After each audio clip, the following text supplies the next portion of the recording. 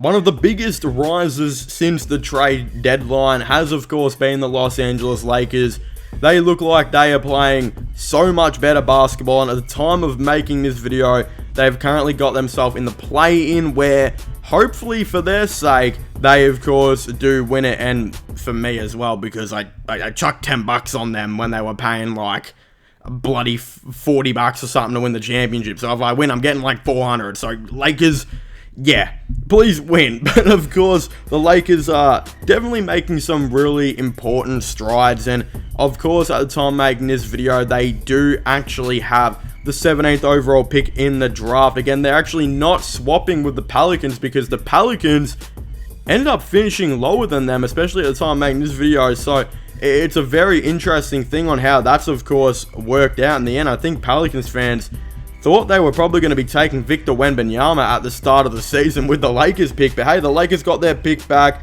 Pick 17, another pick that can possibly help LeBron hopefully get another championship. And I think I have done justice for LeBron, and I think I will be selecting him a pretty good player that should hopefully help out and suit his needs and and whatnot. But again, before I get into that, I would just like to say, if you guys haven't gone and checked out my official 2023 NBA mock draft, I do highly recommend it. I will be putting it in the description down below. That way, if you guys are wondering why I didn't take a player you guys might have wanted me to take, it might have been because I've already taken him with a higher pick. So definitely go check that out just to somewhat avoid confusion and all of that type of stuff. But yeah, I guess without further ado, make sure to leave a like, subscribe, and comment. But we're just going to get straight into it with who I think the Los Angeles Lakers should select at pick 17 in the 2023 NBA draft.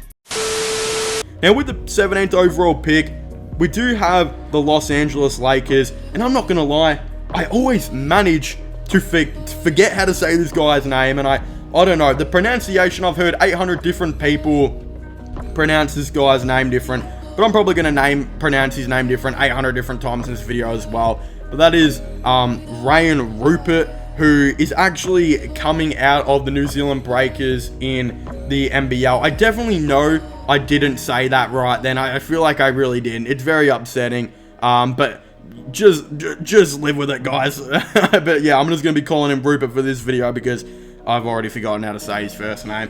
But anyway, I've watched this guy in the NBL, and he's a really, really nice player. As a guy who is from Australia myself, it's really good that a lot of these players are coming from their countries and playing in the NBL to play for these teams. And yeah, we've seen Ousmane Dieng from the Oklahoma City Thunder be quite successful in doing this. He actually previously played for the New Zealand Breakers as well, and ended up getting drafted in the top 15 picks, I believe, to Oklahoma.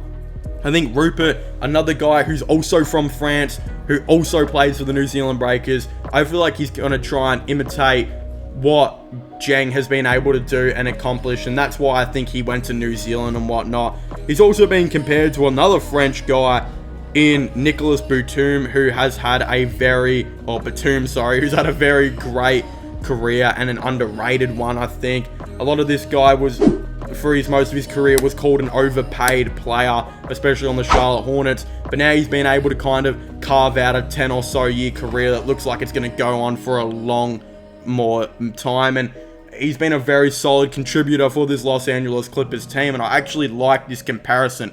You're looking at a dude who's much taller, who can definitely smash out those 3-point shots, really kind of switch from 1 to 4, which is a thing that people don't talk about in Batum's game enough. He's not really the fastest guy out there, but he literally played shooting guard on the Charlotte Hornets and then went over to the Los Angeles Clippers and played power forward. From what I'm hearing, Rupert definitely has the ability where he can maybe be able to do that as well. So his defensive game, and I think utility-wise, he's a very, very good player to potentially have on that court. He definitely embraces that positionless basketball type of thing, and he adds some height into a Los Angeles Lakers team that definitely struggled for height, especially in this last season or so. Again, I think it makes a whole lot of sense if you put a 3-point shooter alongside LeBron, who can switch from 1 to 4 any given time. it's going to be serviceable. It's just very obvious, and I think this is what he's going to like. Now, I believe he's a bit smaller than Zhang. He is 6'7", and he is listed as a shooting guard. But hey, as I said earlier, his comparison is Batum. Batum's a dude who was a shooting guard that skipped the small forward process and went straight to being a power forward. It's being said that Rupert is a prototypical 3-and-D wing with great length and a lot of versatility. He slides his feet well and has great lateral movement and overall agility. His quick hands and get a lot of deflections and steal.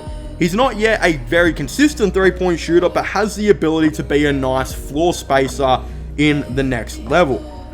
It's also said that his playmaking abilities are a bit underrated, and he definitely has some untapped potential in potentially initiating an offense. So yeah, I think this is a really good idea to add to the Los Angeles Lakers. This is a smart move, and I think it's someone who can fit well with LeBron and whatnot. It's a taller wing type of player who can add that defense that the Los Angeles Lakers desperately struggled with for a lot of this most recent season. But most importantly, if his 3-point shooting stays consistent, who wouldn't want a 6'7", 3-and-D type of wing who maybe has the potential to move on to the small forward, power forward type of, position? Could it happen? I'm not exactly too sure. I think there's a lot of opportunity for this, and I think the Los Angeles Lakers will be keeping a very close eye on him. So of course, I would definitely really like to hear all of your thoughts and opinions down below. Do you guys agree with my mock draft, or do you guys not? I would very much like to hear it. Don't forget to subscribe to my, my gaming channel and my IRL/vlogging channel, and check out my podcast as well, which will be down below if you haven't already. I'll be linking them all there, but most importantly, just comment what you guys think and whatnot. But as I was saying, please make sure to leave a like, subscribe, and comment, and I'll see you guys next time. Goodbye.